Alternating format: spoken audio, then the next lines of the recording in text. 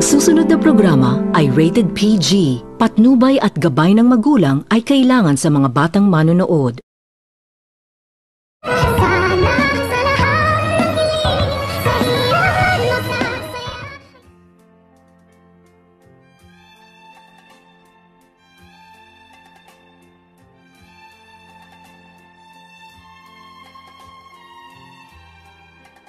Pagkatapos nitong sabihin ni Dax kay Lynette na may relasyon o mano ang kanyang asawa ang si Moira sa kadahilanan na agad naman itong napat sa kadahilanan na bigla naman din itong natulala itong si Lynette at gusto nitong hindi paniwalaan ni Lynette ang mga sinasabi ni Dax. Ngunit nang sabihin nito ni Dax kay Lynette na ang kanyang asawa o mano na si Dr. Carlos ang nagpapalabas kay Dax sa kulungan kung kayati ang mga mata ni Lynette sa kanyang naririnig at agad naman din itong sinabihan ni Lynette itong si Dax kung paano umano nito gagawin ng kanyang asawa na itong si Dr. Carlos na pinalabas umano itong si Dax sa kulungan na alam naman umano ng kanyang asawa na itong si Dr. Carlos na itong si Dax umano ang nanloob sa kanyang pamamahay at dito agad naman din itong sinabi ni Dax kay Lynette na gusto umano nitong gamitin ni Dr. Carlos itong si Dax upang mabubulok umano sa kulungan itong si Moira at madidiin umano ito at lahat umanong mga kasalanan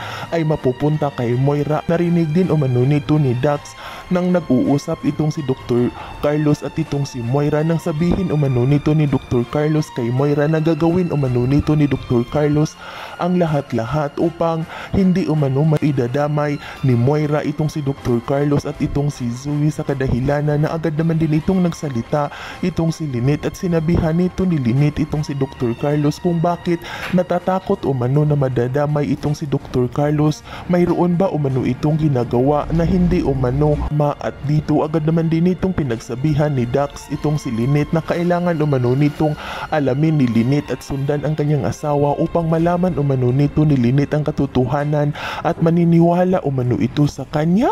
Samantala napanganga naman din itong si Giselle habang nakikinig itong si Giselle sa pinag-uusapan ni Lynette at ni Dax at hindi rin ito makapaniwala sa kanyang naririnig na may kinalaman umano itong si Dr. Carlos upang makalabas itong si Dax sa kulungan kung kaya't agad naman din itong naisipan ni Giselle na baka itong si Dr. Carlos din umano ang nag-uutos kung at gusto umano nitong kidnapin ang kanyang pamangkin na itong si Annalyn kung kaya't hindi naman din ito napigilan ni Dr. Tanyag ang kanyang sarili pagkatapos nitong marinig ni Dr. Tanyag ang pag-uusap ng tatlo itong si Lynette, si Giselle at itong si Dax ay agad naman din itong nakapagsalita itong si Dr. Tanyag kung bakit umano nito sinasabi ni Dax na itong si Dr. Carlos umano ang nagpalabas sa kanya sa kulungan kung bakit naman umano siya pinapalabas ni Dr. Carlos. Yan ay ating aabangan sa susunod pa na pangyayari sa kaganapang ito ng abot kamay na pangarap.